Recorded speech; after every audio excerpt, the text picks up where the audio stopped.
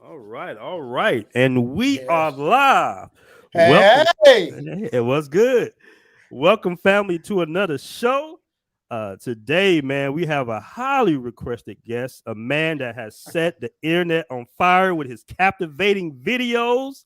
We got my man Zoom from Thailand, Richie Mac, in the house. Yes, sir. Yes, sir. Yes, sir.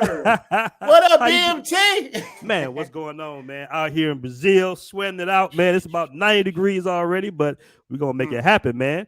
And where are you currently at, brother? Man, I'm in Pattaya, Thailand, brother, and it's the weather's kind of similar to Brazil. You know what I mean? It's a little Okay. hotter than Brazil, but yeah. I'm out here in Pattaya, but I'll be in the house all day editing, man. I don't get to go nowhere. Oh yeah. I can definitely tell, man, by the quality videos that you take your time with the editing. Yeah, man. I have to. I have to. There's too many people out there. You know what I mean? Like, I Hmm. had to kind of try to cut through because everybody was doing so much good work, man. People like you, set Hmm. the stage, set this foundation. And I said, I got to figure out how do I get into the algorithms, from all the way in Thailand, because nobody was checking for me for a while. You know what I mean? So, Hmm. I got lucky. You know what I mean? Actually blessed. MTR hit me and a couple other people hit me, and then boom. Okay. Yeah, man. When I first saw your video, I made a comment. I'm like, yo, this gonna blow. This gonna blow. You did. You gonna blow, bro. You remember? Yeah, I do remember, and I didn't know what the hell you was talking about. I'm like, damn, man, ain't that happening? I got like three views. Like, what's going Yeah, on? man. So let's start at the beginning, Richie Mac. Where are you from originally? Born in Chicago, South Side, Jackson Park Hospital, Mm-hmm. but moved to California when I was a little boy, like 2 years old. So I'm born in Chicago, but raised in L.A. Inglewood, Hawthorne. Okay. Now, people that really know Inglewood and Hawthorne, they got split up at a Mm-hmm. certain time, but it was Inglewood when I first got there. So it's Inglewood, Hawthorne, however way you want to look at it. But yeah, so California, pretty much. Okay. And at what age did you initially move to California? Like two. It's like 2 years old. Oh man, so you Yeah. basically, yeah, you Yeah, yeah, basically yeah, yeah, yeah, California yeah, all yeah, day long, yeah, straight up yeah, LA. yeah. LA all Okay. day. Nice, man. So let me ask you this, man. How was growing up in LA? And it was great for me because I had Mm-hmm. such a balance, you know what I mean? And it was so much talent growing up. Like DJ Pooh and I grew up together, same grade. Mm-hmm. Cube lived around the corner, Dub C around the corner, Elton Candle Okay. played basketball. It was just a lot of talent that was coming up that we didn't even really know. We were just having fun. But it was cool for me because my mom, rest in peace, she saw me starting to go the gangbanging route. You know what I Mm-hmm. mean? Like around that impressionable age, like, sixth, seventh grade, she saw me starting to hang with then they still my homeboys, you know what I mean? But my mom took me Mm-hmm. away and went to school in the valley. And that changed everything. It opened the door. That was like the beginning of travel for me, going from South Central Inglewood to like the San Fernando Valley, where it was just a whole different world. You know what I mean? So that's what kind of opened me up to like getting out of the hood and seeing that the life was so much more than than it was on Crenshaw and Imperial where I grew up. Okay, and like as far as the gangs in LA, were they actively recruiting any kids in the neighborhood to gang bang, or did you have somewhat of a choice? I mean, you do. I mean, either you a wolf or you a pork chop. You know what I mean? And I wasn't gonna Mm-hmm. be a pork chop, so I had to. I had friends that were kind of influential on me, and Mm-hmm. I was heading right down that road. You know what I mean? So my mom saw it, and by the grace of God, she got me out. But the beautiful thing was the balance, because during the weekdays I go to school, so I'd be out the hood Monday through Friday, and then I come back home on Saturday and Sunday. So it gave me that balance. So I'm comfortable in any hood and I'm comfortable in any boardroom because, the way I was grew up. It really, man, that's why I can't stress traveling enough, especially at a young age, man. That's how we catch our youngsters, man. Like 12, 13 impressionable ages. You take them out of where they grew up and show Mm-hmm. them something else, man. Guaranteed it'll change their life. A lot of them. Man, you know what? That's a very good point. And me and Cardell, my business partner, are actually working on some type of nonprofit organization where we can get these kids out of the inner city, man, and get them Yeah. to travel. And I say all the time, when these kids visit Brazil, Thailand, or London, whatever, you get them out that little neighborhood and they see the world is so big and how good it is to experience different cultural societies. they're gonna change. They're not even gonna want to go outside no more in their little neighborhood. They're like, man, I ain't game banging. I'm about to be in Brazil next week, you know. With BMT. With BMT in the building, man. You Yes, know, sir. so we are definitely. Yeah, go ahead, us bro. growing up in the hood, like, you know, our travel was field trips. You know what I mean? That's how we got our inspiration as kids, being in the hood. Mm-hmm. We go on our little field trips. Next thing you know, we want to be an astronaut or whatever it is we want to do. So it really helps, man. Just changing the scenery. Makes so much of a difference, man. I know in Atlanta, like Florida is the big getaway. You know, Georgia and Florida right next to each other. But we used to be like, oh man, you went to Florida? You know, so now it's just like, man, to leave the country is something very new, kind of new for the Black community, in my opinion. Like most Black people don't have passports. Right. Yeah. Well, that could be from baby mama drama. That could be from just anything, being lazy, not even really thinking about it. You know what I mean? Because for us, Black people, you know, our vacation is going to the movies. You know what I mean? That's how we get ours off. You know what I mean? We're professional movie watchers. You know what I mean? But now it's like things are opening up so much. You know what I mean? Like people are really like getting in the space of understanding, like, this is what we got to do. The world is a big place, man. You know what I mean? You got to jump off the plantation sometime. Exactly, man. Most definitely. I want to give everybody a quick shout out in the chat. We got everybody in the building. I see my man Dean Cole. He said, I can't see the chat. How do I see the chat? I want to see what's going on in the chat. Just a few cats in here, a few of my regulars, man. I want to give a shout out to Dean Cole. He said he had to Thailand, your neck of the woods, in a month, man. Right. So I want to ask you this, man. I don't want to get too far ahead of us. Growing up in the neighborhood with some of the NWA members, can you just give me some of the experience you had with some of the guys? Yeah, you kind of chopped up a little bit, but I think you said growing up. I did not grow up with NWA. NWA, like Cube was not from Compton. Cube was from my neighborhood, not my neighbor. We got separate. He's from a neighborhood on one side. I'm from a neighborhood on the other side, but we're literally like, I don't know, 3-4 blocks away. You know what I mean? Half a mile away, not far at all. What happened with DJ Pooh is the one that really like introduced me to the culture of people like Bobcat, like DJ Bobcat, who produced, you know, LL Cool J produced the Death Certificate album with Ice Cube. Those are the people that really like showed me the way. I never really had a chance to meet them. The thing that I did a movie called Banged Out when I was my first thing. I shot it with a camcorder, and it was about growing up in the hood and all of that stuff. I don't know if I lost you or not, but from that, somebody saw that, got inspired, and gave me these tapes, these like raw tapes of NWA behind the scenes. And I took it and ran with it and made, you know, a real cool documentary. But it was a lot of like legal stuff that, you know, that was kind of slowing it down. But I mean, those dudes like set trends, man. Like, you know, you can't imagine like Dre's a billionaire. You know what I mean? A billionaire. You know what I mean? I used to see him at a place called Mazda Comp. We used to have RX-7s, and we would, you know, I'd see him there, and it's a trip. You know, Cube used to drive a Suzuki Samurai. You know what I mean? It was like they were just local kids, man, just doing their thing and just blew up and talented. Yeah. Excellent, man. And so you have experience in the film industry, correct?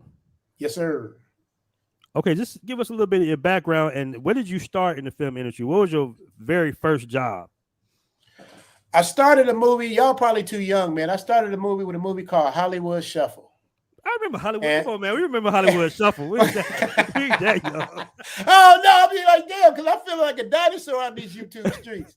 But Hollywood Shuffle gave birth to the Wayans brothers, which gave birth to In Living Color, which gave birth to Jim Carrey, Jamie Foxx, Jennifer Lopez, and like Hollywood Shuffle like springboarded everything. You know what I mean? So and Robert Townsend, my mentor, and Keenan Ivory Wayans, man, it's like that was gladiator school. You know what I mean? I was in high school when I did Hollywood Shuffle. So and Tony Livingston, casting director, and Jackie Brown and Livingston, they're very prominent casting directors in LA. Took me under their wing, me and Cuba Gooding Jr., you know what I mean? Took us under their wings and really like just kind of showed us the way. She told me, "You're gonna do this movie called Hollywood Shuffle with Robert Townsend." I'm like, okay. And Robert kind of saw something in me and kind of let me eat. He kept giving me a little bit more, you know, and that's how it was. And after that, You know, I started doing commercials, television commercials. That's how I really made my, made my living with television commercials. And a couple movies, House Party, stuff like House Party 1, Mhm. and then a bunch of TV shows and stuff. But yeah, that's how I And got you down. and you was basically acting in these movies. Yeah, I was acting. I didn't know nothing about people give me a lot of credit for being an editor, and I appreciate that. Mhm. And I have no editing like tutorial skills. You know what I mean? I learned how to edit because I couldn't afford to hire an editor. you know? Mhm. So Like editing most to people. me, yeah. So editing to me is like DJing. Like I used to DJ. Like me and Pooh was like in the hood, who was the best DJ in the hood. You know what I mean? We was going back DJing. So editing to me is cutting to rhythms. That's really what I do. So, Mhm. it's all about the timing. You know what I mean? Like, am I sitting on this shot too long? Is this getting boring? Is this what? Is this? That's why it takes me so long to do an episode. Because when I watch my episodes, I look at it like I've never seen it before. I don't know who I am, and I'm just watching it. And that's Mhm. how I do it. So that's where the editing thing. But I never took any. I mean, I did go to film school for like I did like a 10-week class or something like that. Mhm. But I learned how to edit just at home, just hours and hours of just learning. What this button do, what does that button do. So it's all about like watching movies, watching TVs, Mhm. watching commercials with the sound off, and just paying attention to how to get down is with the cuts, and it's all timing. Okay, cool. Now I got to ask you this, brother. Now, when did you decide to start to travel? Like, when was your first inclination of wanting to travel outside of the United States? Oh, okay. Well, it started inside the United States. It Hmm. started with my father worked for Amtrak. So Hmm. so we would take the train from from LA to Chicago in the summertime. So I go visit my relatives because my immediate family was in California, but all my cousins. Shout out to Duke, really Duke, my cousin Duke and Daddy. He's the one that like put me up on game. Like, man, people watching your stuff. He sent me the links and all of that stuff. But I had to give a shout out to my cousin. But yeah, it started with that, just seeing how big the world was. You know what I mean? Like when you travel across country, it's just a beautiful thing to see when you get past the hood. You know what I mean? You see a bunch of stuff. So from that, I started doing commercials. And then, they fly me out to Chicago, or they fly me to New York, or I fly to Canada. Hmm. And I just got first class treatment. Club Fillers in the house. I see Club Fillers. Club Fillers gave me a shout out. I sent him something the other day. He didn't think it was me. Club Fillers, that was me, bro. Yeah, because it comes as Richie Mac instead of Zoom to Thailand. But Shout out to Club Fellas, man. He's out here with me now. oh man, that's a good. I thought he was in England. You know what I mean? So I started. Hmm. I'm thinking he's in England, giving a shout out to England, but he got an English accent, but he's in Brazil like you. But Hmm. yeah, but that was it. And then once I went to Canada, that was my first time out of the country, and I had to get a passport. And that's when I had to understand, because I never would have got a passport. Hmm. You don't think it's necessary till you really understand. And then after that, after I got divorced, I was like, I'm about to hit this whole planet up. And that's my get down. I'm trying to touch the whole planet. Okay. And what all countries have you been so far? Man, that's why I see. That's why I say the travel OG, because I've touched a couple spots. I've been to Brazil, I've been to Hmm. London, I've been to France, Hmm. Italy, Jamaica, England, Amsterdam, Mexico, Canada, um, Monaco, Spain, Australia, Philippines, and obviously Thailand, Hmm. the Dominican Republic, Hmm. Bahamas. I've touched everything. I haven't been to what y'all be talking all the time, man. I'm trying to get to Colombia, man. I really want to touch Hmm. Colombia. I've been to what's the other spot? I've been to Puerto Rico. Hmm. Um, what's the other spot? Costa Rica. Been to Costa Rica. So I've touched a couple continents. You know what I mean, and a few cities. So, but y'all keep talking about Colombia. Man, let me Well, I tell you, got to. Colombia. I love Colombia. I'm not gonna front, man. Colombia is a beautiful country. Medellin is a beautiful city, man. It's amazing. It's So tell definitely me this. amazing. Tell me that. I got to flip the questions on you now, because I need it, because I love Brazil. Like Brazil Hmm. is like number two. Like Thailand is number one to me, because pound for pound is number one in terms Hmm. of like the city I'm in terms of safety, friendliness, atmosphere, just chill, no racism that I've experienced. Like pound for pound, that's why I love Thailand so much. But Brazil, man, because you got the best of all of it. You got the African mixed with the Indian, mixed with the European, and you get just some amazing mixtures that we don't quite have here in Thailand. You know what I mean? But Thailand, to me, Thais are like black people because they dark, they light, they thick, they thin. You know what I mean? They got, they vary so much. You know what I mean? In structure. So, that's it. But tell me about Colombia, man. Because I don't know if I should go to Colombia, Bogota, by the beach, Cartagena. But I'm here in Medellin so much.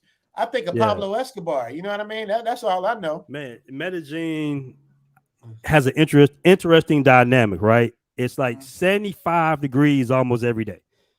So for the most part, everybody, shout out to the Paisa people and the Venezuelans, like they're in a good mood and they're so welcoming.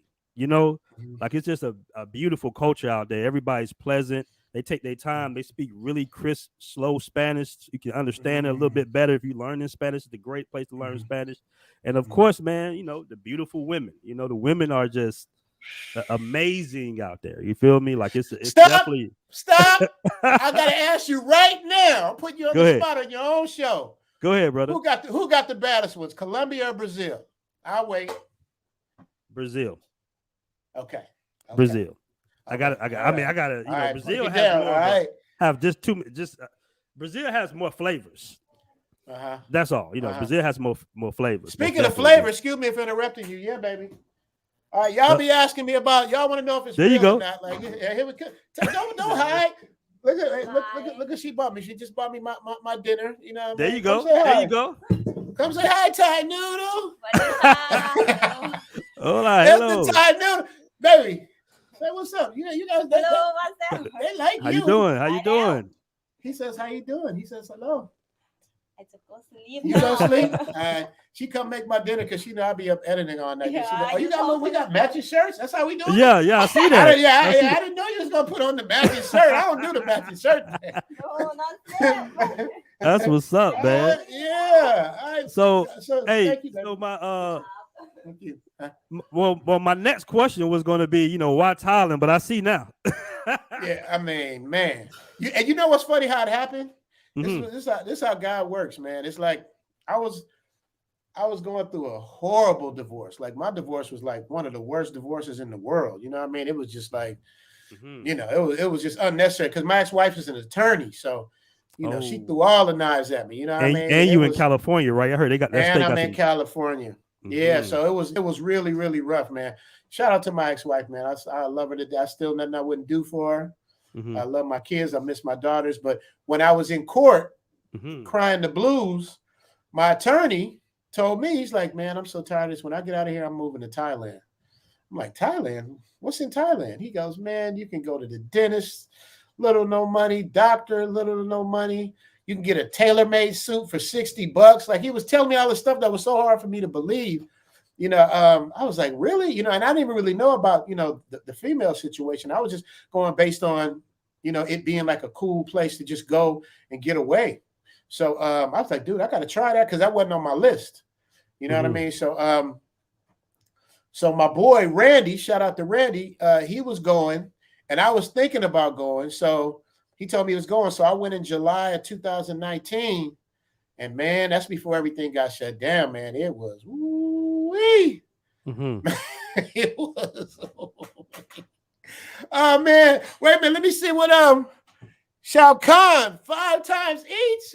Man, thank you so much, brother, man. I'm so humble, man. You gotta understand, man. It's like 99.9% of like all my messages are positive, man. And to be able to uplift people and make them, give them, man, you don't know how good that makes me feel, bro. Because I'll be over here editing, falling asleep, trying to answer messages, and I wake up in the morning, I check my messages, man, and I just see so much love, man. It's like I wasn't expecting it, you know what I mean? Because I'm just doing what I've been doing, you know what I mean? And now it's just like the love, like it's something about striking a nerve, and it's just like, man, it just feels so good, man. So thank you so much, Shao Kahn, like, and everybody else in the chat room. I can only see the super chats, but Man, I appreciate y'all so much, man. Y'all just don't know. Because I was going to quit. Shout out to Shah Khan with a $10. I think that's the Canadian dollar. He says, I watched your videos like 5 times each. The editing is fire. Please, what is the title of the song that goes something like "I'm addicted, baby, I'm addicted"? Man, let me give y'all some game on that. The song is called "Addicted," and I fell in love with that song. I got to look up the name of the person, but I get my license because I used to get my old channel. I would get flagged for music all the time because that's another secret too. Is like the music is really important to drive your story. So I went to premiumbeats.com. I pay like, I don't know what it is, like $60-$70 a month. I get like 5 songs a month. And they got a gang of songs, but it's just like you got to dig through the crates, you know what I mean? But from being a DJ, I'm used to digging through the crates. So that's like one of my favorite songs. It's called "Addicted." I will try to get the name of it. I'm gonna try. See, that's another thing too. I want to put it on the end credits, but I'd be so burnt out at the end from the end of the episode. It's like I just boom hit the button, you know what I mean, and just hope y'all like it. So I'll try and put it up on one of the future episodes. Actually, I'm definitely gonna put it up on a future episode. Okay, perfect. And I'm gonna catch them super chats in a minute, fellas. Just be patient with me while we have Richie Mac here. So my next question, brother, and you kind of already answered it in your videos and just now, but give us a rundown. How do Thai women treat their brothers over there? See, that's another thing too, man. We gotta, you know, what I mean, we gotta get some people to stop playing with the facts. It's a lot. It's not a lot, but it's a couple people playing with the facts and they eating off the content. And they want to, go against the grain, and I'm cool with that. But y'all playing with the facts. Everything I'm showing y'all is like real and in color. What y'all think I set this up? Like I was like, hey, babe, come on in here and make sure you get the tomatoes right. Yeah, nah, man, like I called you before. Like, hey, Richie Mac, make sure she bring you a plate of food while we going live. Now that's what really hurt him. Right, bring some grits. Some grits. Right. It's funny. I got an episode with Alex Thomas, and she had brought me some food when we were talking. He's like, what's that? I'm like, grits. He's like, you trying to make grits? I'm like, yeah. He got jokes about it. It's funny, man. It's just, I don't know why grits hit so hard, but yeah, it's the women here. What makes it so cool is because it's so plentiful that it's like, us as Americans, I know what y'all gonna do. As soon as y'all come, y'all gonna get a cool one and lock it down because that's what we would do back home. And we see if Noodle came to America, they right, and somebody gonna try to lock that down. But here, it's plentiful. It's like going to Alaska looking for ice. You know what I mean? It's like it's everywhere. So, and the women are genuinely pretty. They're pretty much in shape. So, they don't even really know how fine they are. You know what I mean? They just kind of like, this is just me. It's just Tuesday. So, you got the ones out here that try to run game, but anybody that got any kind of street mentality can see that coming a mile away. And if you can't, you'll eventually see it because people can only hide the BS for so long. But my suggestion to men out here, all you got to do, man, is just come. Don't act a fool. Don't turn into a pookie. Like just blend into the scenery, man. And you will win. You will, that's why I initially was looking for like, the 45 and up retirement type of crowd. But my audience, my main audience is in the 30s. You know what I mean? So I wish I was up on game in my 30s. You know what I mean? So, all y'all got to do is just be cool, player, and just do your thing. And people ask me about jobs. Let me tell y'all now, I don't know about jobs because I created a job, from saving my money and doing things and kind of made it where the cost of living is pretty much affordable. It's about the same as Brazil because I was going to live in Brazil too. I love Brazil, man. I miss that Guaraná. Did they still have that Guaraná soda? Oh, yeah, like they sure do. Yep. And the meat and all of that, the little meat. Yeah. They get down in Brazil, man. Yeah. Let me see. Did I answer your question, BMT? Yeah, most definitely. Most definitely. Okay. Okay, so I gotta bring this up, bro. Willie D. The legendary rapper Willie D. D. So your video got out there, it went viral, and Willie D, the Ghetto Boys, made a response video. What was your Yes. first reaction when you saw his response video? That wasn't like the most positive video about your video. Right. I mean, once again, my cousin Duke sent me the link, and because I don't know what's going on, remember, I'm on a whole different time zone. So by the time I wake up, it's something's already happened. So he sent it to me, he said, it's a hater and da da da da da. But when I looked at it, the first thing I thought was, okay, he's just trying to carry the line for like not want to disrespect his female Black audience, but at the same time don't want to do me too dirty, because once again, like he said, which was gold, he said, he's not, down in Black women. And that to me, by him just that coming out of Willie D's mouth saying, he's not downgrading Black women, you know what I mean? That meant everything to me. I was like, dude, if nothing else, I'll rock with that.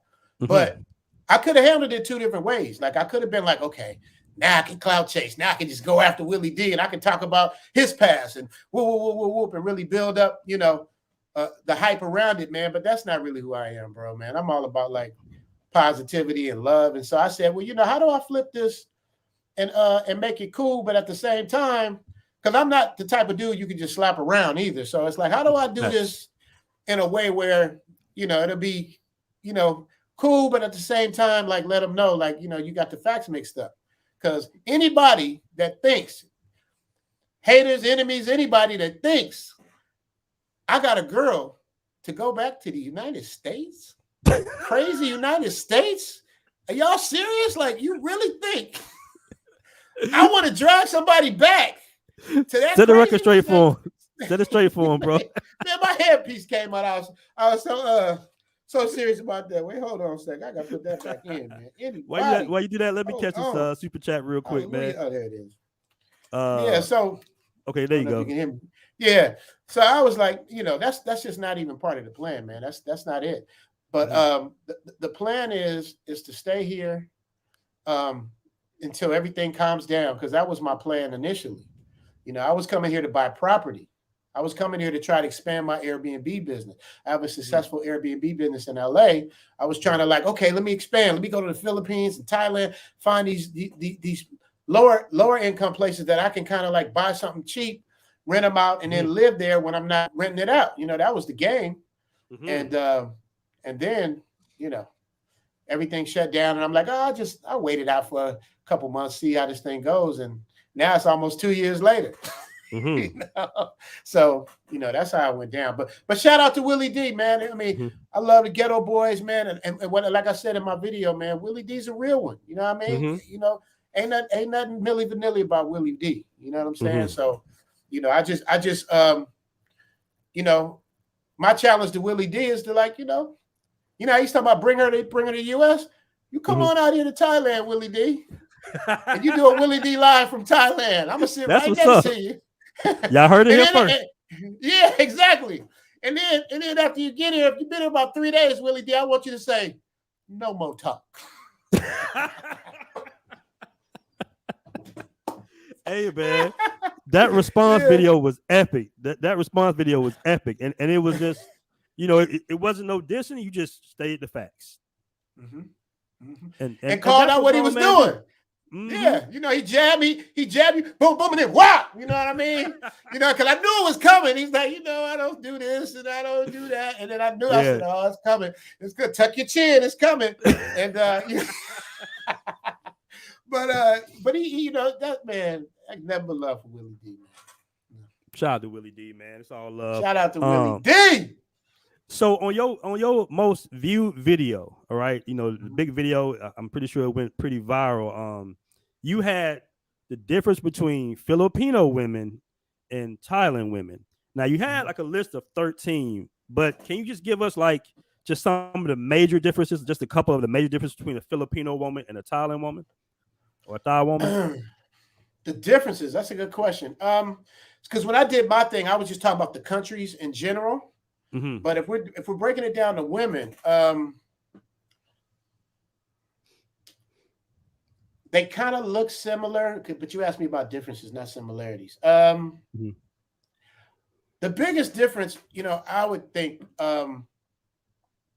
is Filipino women are more traditional, Catholic, get married, have a family, and rock out to the end, and they'll rock out with you to the end. Take care of you.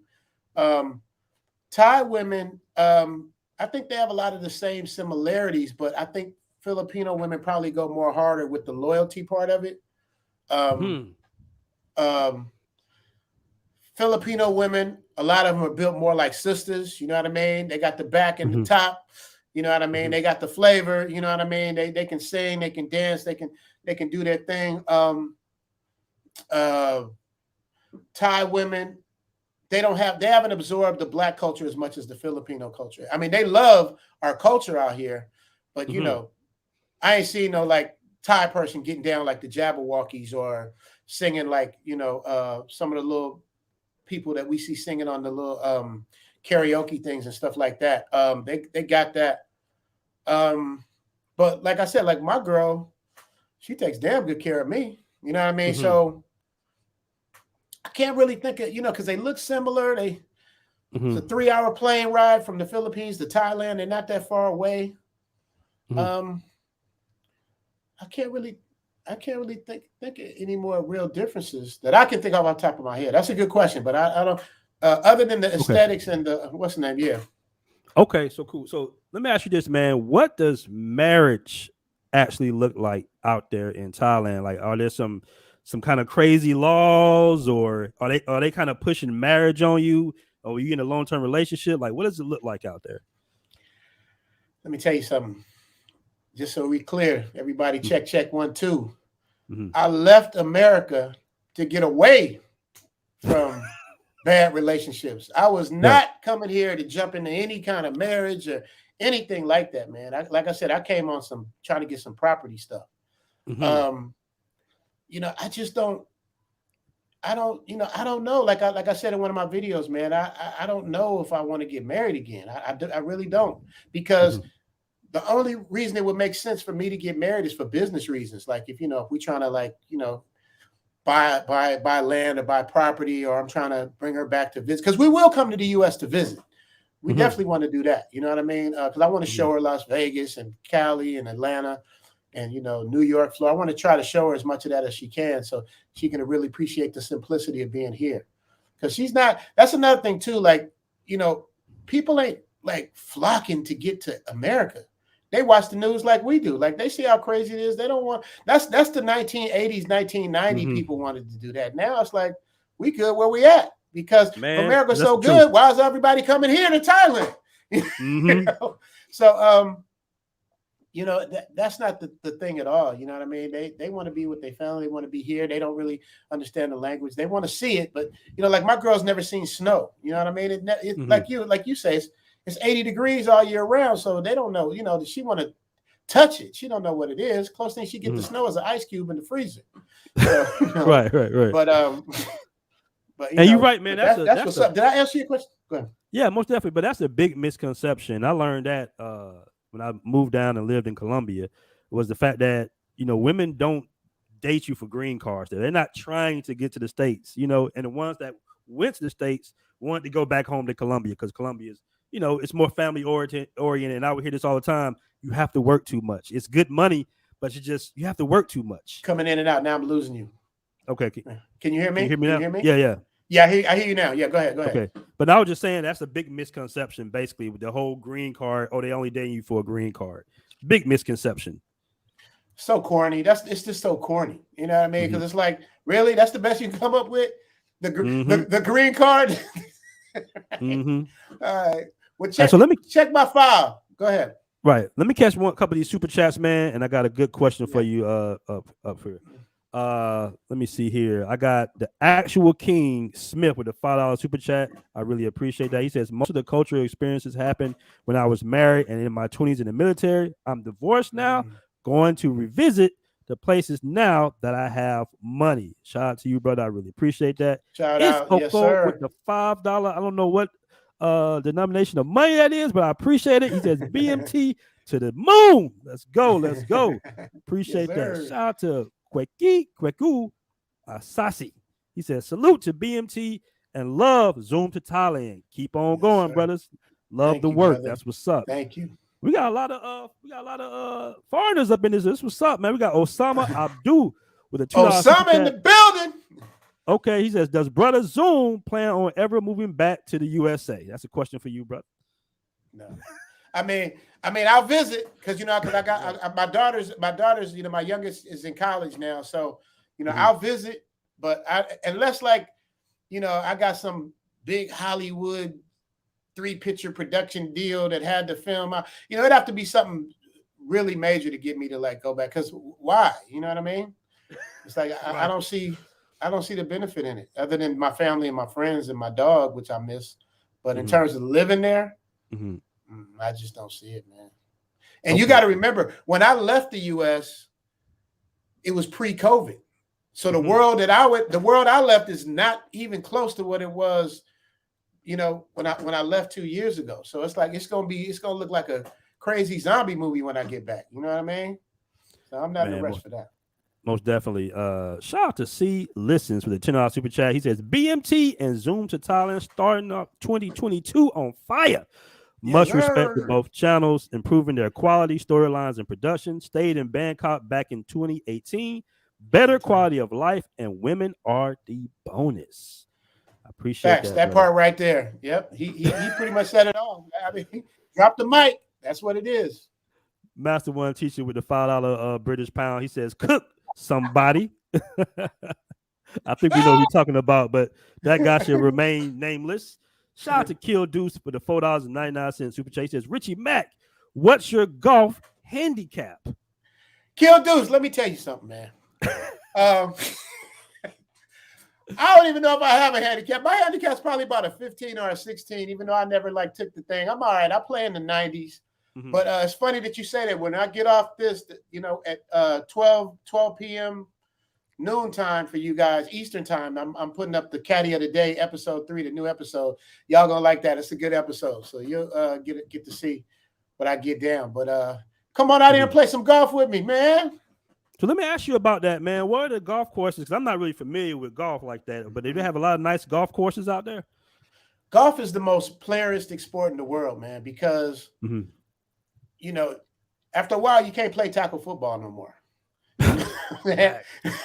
After a while, you can't get in the boxing ring as much as you like. You might play tennis, but golf is the only sport where the ball don't move, and you can play till you tip over. You know what I mean? So you get your exercise. You out in a peaceful environment. You playing with people. Some of the biggest business deals have been made on golf courses, man. And that's why I learned. I didn't learn because I was trying to be golf. I was like, dude, this is how you make the deals. Okay, let me see if I can figure this out. And then my boys started taking my money from me, making me gamble with them, and I didn't know how to play. And so that's what drove me to learn. So shout out to Don Full of Love. He's the mayor from Back to the Future. I don't know if y'all remember. I have him. You're gonna have him on an upcoming episode. Yeah, he got me for some money and talking about it's cheaper than lessons. Exactly what you talking about now. So I had to rest him for me a minute. I'm like, mayor, mayor, I could be mayor. Goldie, There'll never be a colored mayor. I remember that. Yes, sir. Yeah, Goldie got me. Yeah, so that's how that was. But yeah. Shout out to Teddy KGB with a $5 super chat. He says, we living. Thanks, fellas. Richie, I need that prime package 100. Yeah, we coming with it. The thing of it is, man, it's like I said, everything took off so fast. I'm giving y'all previews, the golf tournament. That's not until December. You know what I mean? I'm talking about the concierge service. I'm building up to it. It's like with all the COVID stuff going on, the beer virus. I'm trying to set things up, but it's like everything's shutting down, opening, closing. Do you get the jab? Do you not get the jab? So hopefully I'm looking at April, I'll have some information where, I can have stuff set up for people. Because, the beauty in that was, it's like when I first got here, I wasted 3 days trying to figure it all out. So I'm like, dude, because that's what I do when I travel, because I travel so much. So wherever I land, like when I was in Brazil, anywhere, so wherever I land, I look around and I go, okay, what do these people need that they don't know they need? What can I give them that they don't know? What are they missing that I can bring to the table?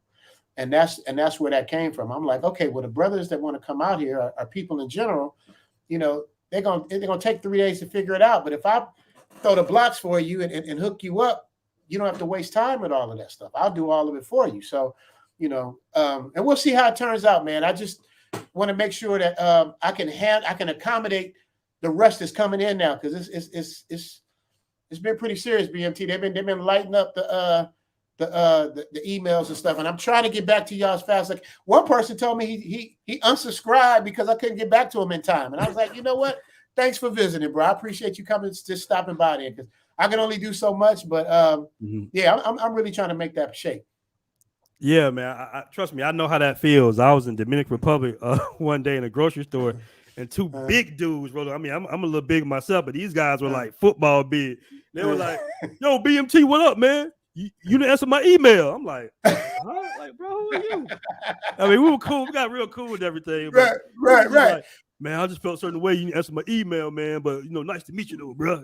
Like, yeah. So I know how that goes. You can't take it personal, man. We trying to, like I tell everybody, I'm spinning plates. I'm editing, writing, producing, shooting, spinning all these plates, and then trying to answer as many emails as I can. But yeah, it's hard. So if I don't get back to y'all, please forgive me, man. I'm just trying to get this stuff done. Man, we got a super chats rolling in. But quick question by BKK Man: can you speak Thai? Sawasdee Kap.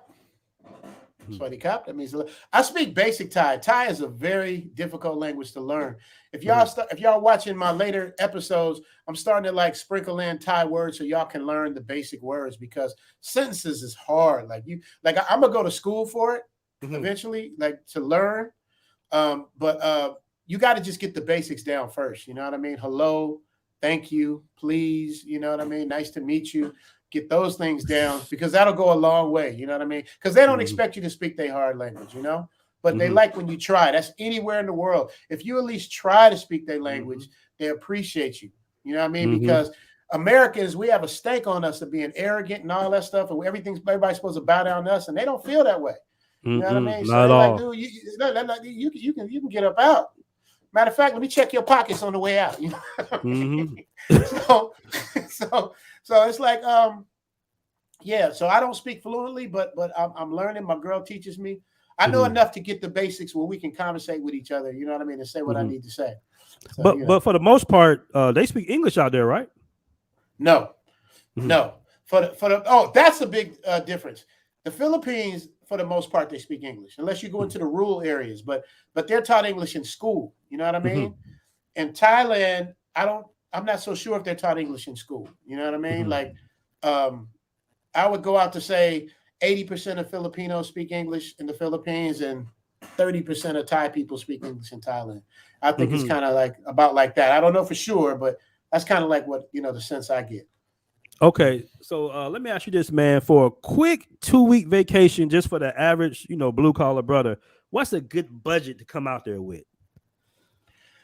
Man, it's like I heard somebody say, your budget is whatever you can afford. You know what I mean? Because it's like, good point. That's why I offer so many different packages, because, just like you, BMT, like you might have some brothers that's just trying to scrub some nickels together to get a plane ticket. You know what I mean? And then you got some brothers that's really doing it. You know what I mean? Right. Don't insult them with a little cheap little, with a cheap little price. So it all depends. But, I would say on the average, like me, like what I spend, people always ask me that, I spend about, $4,500 a month, but I got a fat crib. I was renting a car. I'm playing golf 4 or 5 times a week. I had to cut back because it got a little, tight for me. I ain't gonna front because I ain't got no money from YouTube yet. You know what I mean? So, people think I'm getting paid and all that stuff, but I haven't gotten anything. There's some kind of code or something. Do you know about that? Some kind of code I gotta send in or something. But the code goes to my address at home in the States. So that's kind of where it's kind of holding things up a little bit. So I gotta get past that. But you could eat, man. It's almost the same as Brazil. What is it? What is it? Because when I stayed in Brazil, but I was hitting up the ATM every 5 minutes in Brazil, dude. Brazil had you running to the ATM. But and they got Citibank in Brazil, which I liked. What they say in Brazil, they say Citibank. Don't they say that in Brazil? Citibank. Yep. Exactly. So Brazil is reasonable, man. Yeah, that's what I'm saying. I was setting up shop in Brazil. I'm like, I love Brazil. It's about the same to me. in cost wise. You could get a hotel for anywhere between 50 and 100 a night. Food, if you want to eat Thai food, is real cheap. But if you got a date, you want to go out, eat something nice, they for 2 weeks, not counting the flight. We're talking about just once you land, right? Once you touch down, right? Not counting the flight and the PCR and the hotel. We're talking about just once you get loose, you get let loose, right? 2 weeks, you could do it for you might get out for 2,500 for 2 weeks. Depending on it depends on how hard you go. Are you a hard drinker? Do you party hard? Are you trying to like take down the whole town? Like, what do you know what I mean? This place takes you as long as your wallet can take you, as little or as much as it can take you. So if you budget yourself, you can win. Okay, cool. Let me catch a couple of these super chats real quick, man. I'm gonna go ahead and wrap it on up. We got Diamond Jim 55. I'm not sure which denomination of money that is, but it's 125. I think that's a peso. He says, I've been in and out. Oh, that's Philippines. I've been in and out of the Far East since 78.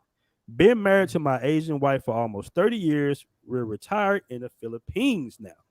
That's what's up. Great place. Yeah. It's not even, it's a no-brainer. Go ahead. I'm sorry. Go ahead. You get your next check. No, you good. Charlie Booker with a $5 super chat. He says, is 808 and Flex still open on in Pattaya? That's a great question. Like I said, I'm in this room editing. Like I'm literally in this room 24 hours a day unless I get out to go play golf. It switches up. Like I said, like I did in my last episode about the Wiz. It's like the Wiz. Like 1 minute you can do it, the next minute they shut it down. So the last time I heard it was open, but I haven't personally went. I got to go check that out to get you the official. But so the answer is yes and no. Okay, cool. Shout out to my homeboy, one of my good friends, Branzier around the world with a $5 super chat. He asked, Branzier, I remember Branzier. Oh yeah, you know Branzier too. Him and Big Boss was like talking about my girl and the big legs in Thailand, and they were so excited. I put a little piece of that on my thing, and thank you for using y'all piece. I pull a piece out again every time I do my little bomb. Pull a piece out. Go ahead, I'm listening. He says, I have to know if you still have the packages for Thailand first-time visitor. I will be reaching out to you about my May trip to Thailand. Yeah, word up. Yeah. Hopefully I have everything together by then so I can like help people. Absolutely. Okay, cool. But Branzier, though, the way he was talking, he in Africa and Colombia, he be moving around. I'm gonna get on his schedule. He moving. Yeah, man. You know, Branzier, he be out there. He be in Cartagena a lot. You know, he speaks fluent Spanish, so he's all over South America. And I want to give a quick shout out to Big Boss as well, man. I was on his channel last week. The Big Boss. You know, he's getting out there. I'm gonna see him on Sunday, Big Boss. I'm gonna see him on Sunday, man. Big Boss, we gonna get it in. But I had to hit BMT first, though. Now BMT is let me post my little videos on his channel. Always cool with me. Like I said, I gotta hit BMT first. So yeah, you up next, Big Boss. 11 a.m. my time. Shout out to Big Boss. Ayla Loretz with that. I don't know what these donations of money coming in from everywhere, or these different currencies. AED. I'm not sure what that is. But the 25 AED says, leave the West, brothers. Leave the West. All right. Shout out to the Great Pretender with the $5 super chat. He says, Richie in Thailand, do you really approach you and try to get to know you or just stare? Okay, I think you're talking about the women. The women, do they approach you or do they just stare at brothers? Hey, dude, they don't stare at all. It's a very like humble place. Like everything's about saving face. So they don't really, it ain't really into the ratchetness and all of that. Like I approach them. You know what I mean? Like you know, you can walk up to them and say hello, you know what I mean? And they'll be friendly to you. It's nothing like back home, man. It's the polar opposite. So they don't really stare. They don't ask, can I touch your hair? None of that. They just going about their life. They're so used to foreigners that it's normal. You know what I mean? Okay. Another question from Fit to Spit Worldwide. He says, why Thailand over Brazil? Why did you choose Thailand over Brazil?